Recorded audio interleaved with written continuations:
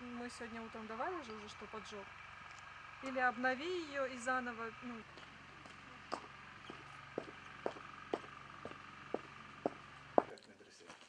Ну да, там этот же есть, как его, китапхана. Их здесь подожгли и туда просто опустили. Не, поломали, вот вилла же есть, все поломали.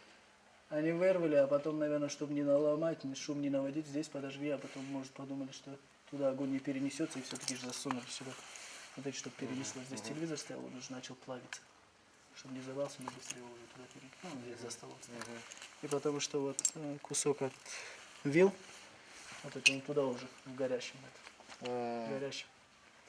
За это начали. Да, получается, задней стороной они... Да, да. А это все здешнее. Ну, понятно, взяли.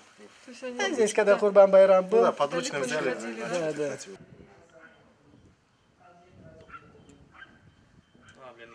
Вот так туда. Пошел, увидел пламя.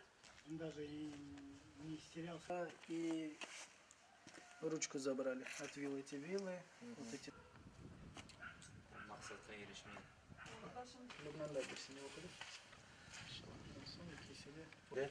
Не говорите им об этом, хорошо? И там предупредить. İçeri girmeye mümkün mü? Açık mı? Взгляд цеплявый лишний.